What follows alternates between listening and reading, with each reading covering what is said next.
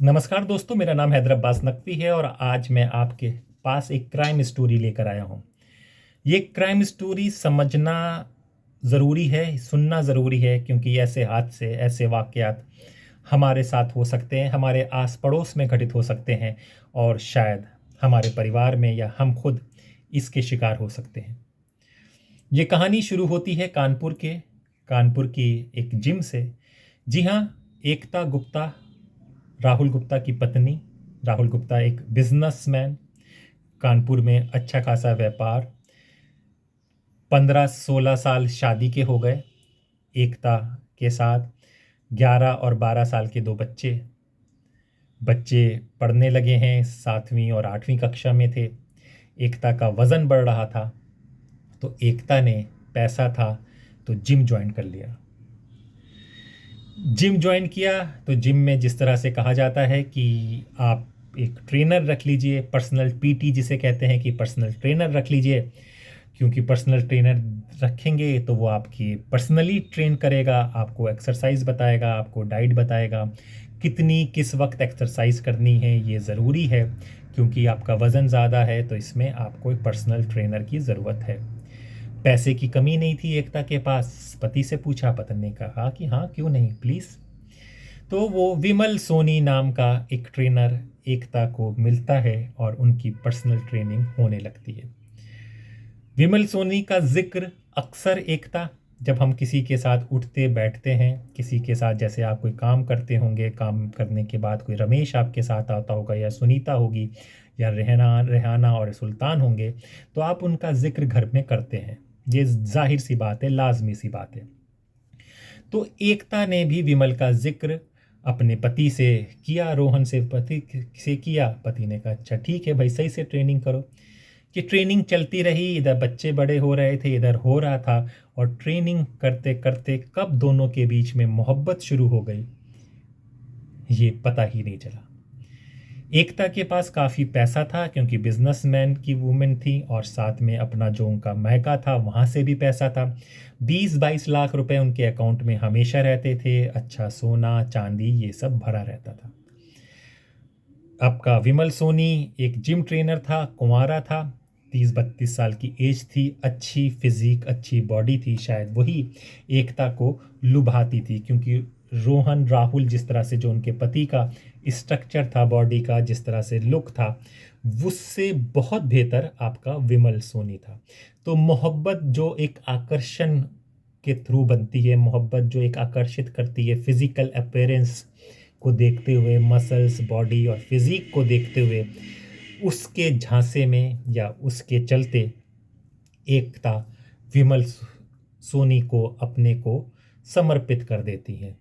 Gym के बाद दोनों मिलने लगे, मुलाकातें होने लगी, और जब मुलाकातें ज़्यादा होने लगती हैं और जो मोहब्बत होने लगती है, तो उसकी झलक, उसकी अंदरूनी ख्वाहिशें और हसरात हमारे दिलों और दिमाग और चेहरे में झलकने लगते हैं, हमें मुस्कुराने लगते हैं, हम चुप चुप बैठ के मुस्कुराते हैं, अपने आप को बार बार शीशे में निहारते हैं, अपने बाल संवारते हैं, अच्छे कपड़े बार बार पहनते हैं, बदलते हैं, परफ्यूम लगाते हैं, डियो लगाते हैं, और देखते हैं शीशे में कि मैं कैसा लग रहा हूँ, मैं कैसी लग रही हूँ।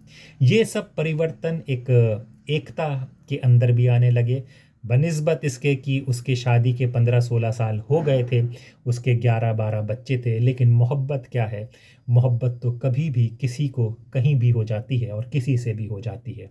तो उसको विमल सोनी से मोहब्बत हो गई थी। मोहब्बत परवान चढ़ने लगी, घर में पता लगने लगा, पति से झगड़ा, कुछ हुआ, कुछ समझाया, वो किया, लेकिन नहीं रुकी मोहब्बत, तो नहीं रुकी। और इसके चलते ये तो एकता की ज़िंदगी थी, उधर विमल का क्या नज़रिया था वो भी समझना ज़रूरी था। विमल एकता के सामने तो पूरा समर्पित रहता था, पूरा मोहब्बती दिखाता था, उसके पैसे एकता खर्चे के देने लगी, साथ में उसके अकाउंट में अच्छे पैसे आने लगे, कभी 1 लाख, कभी 50,000, कभी 60,000 का ट्रांसफ़र होने लगा, उसकी लाइफ स्टाइल बदल गई।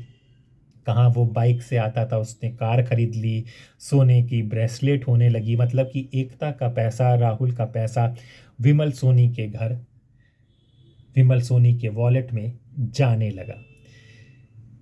बीच में एकता 20 दिन के लिए कुछ तबीयत खराब हुई और उसने जिम आना छोड़ दिया।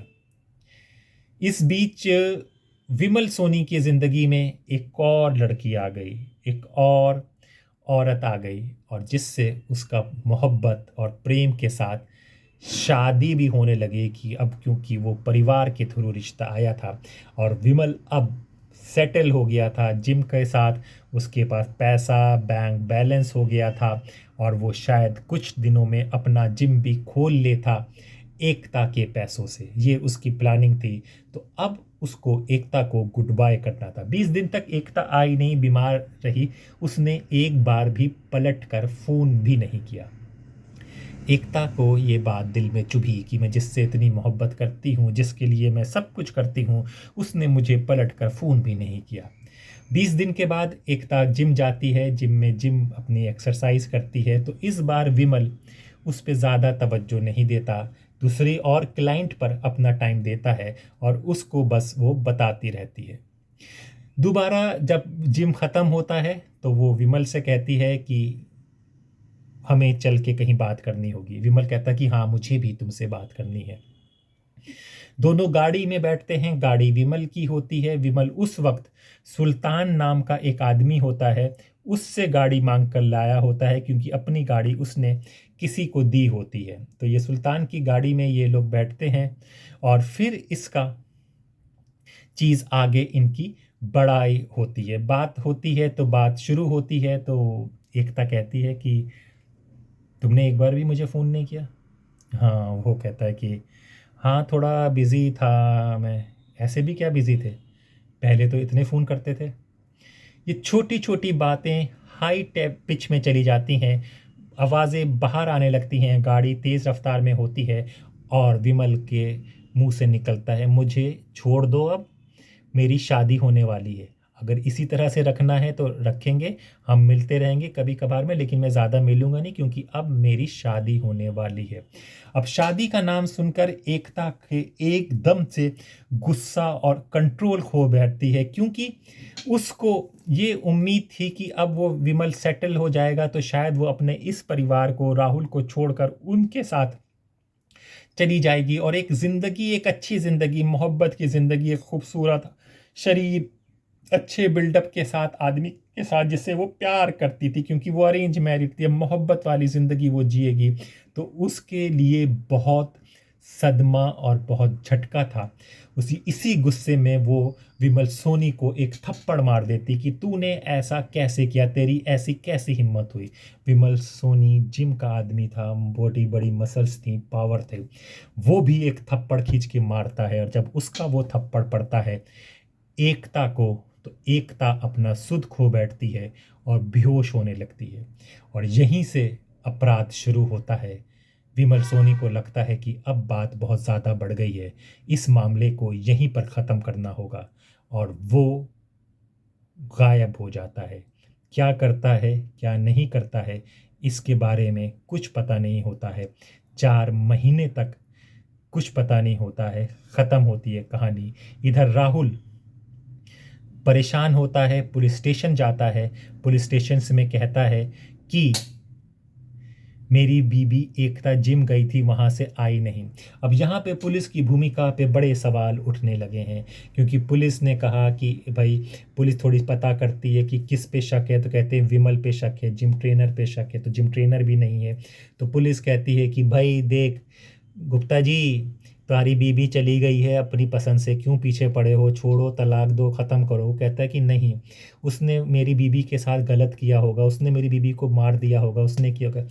4 महीने तक वो बंदा रोज़ थाने जाता, बैठता, अपनी बीबी को शिकायत करता कि भाई कुछ करो कुछ करो, नहीं होता है।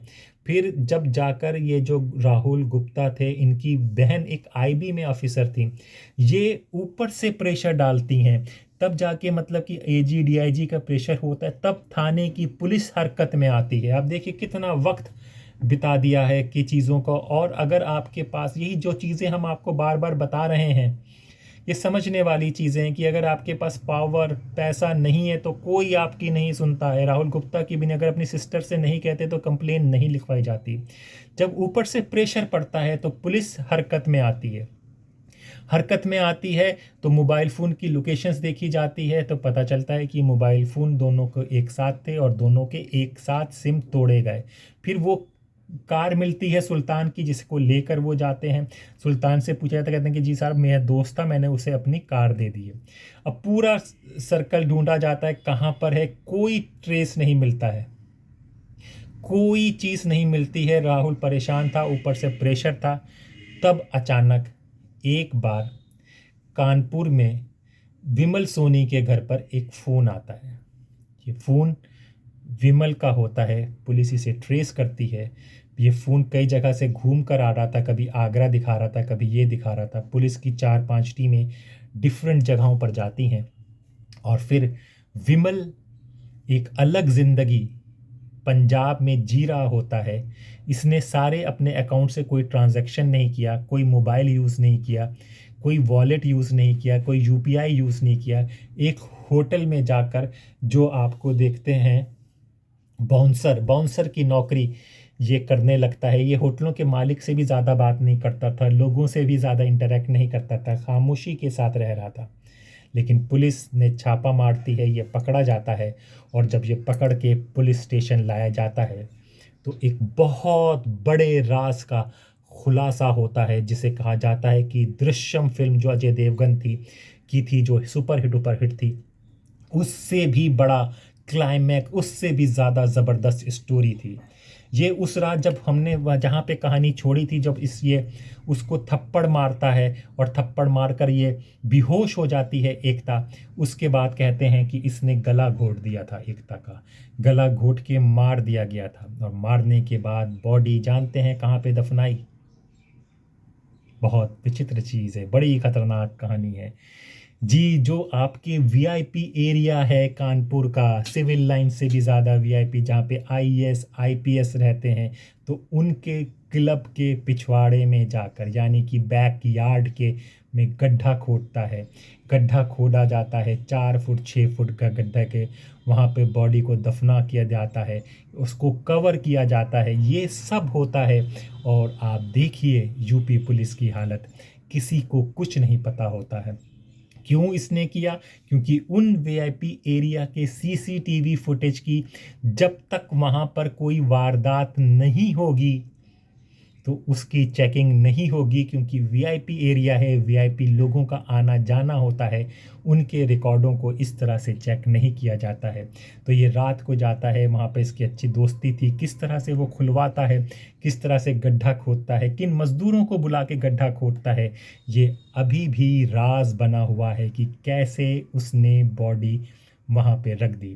बॉडी की पहचान उसके लड़की के शव गल चुका था, अंडरगारमेंट से की गई, उसके कुछ एक अंगूठी से की गई कि हाँ ये एकता की अंगूठी है, ये एकता की वो है।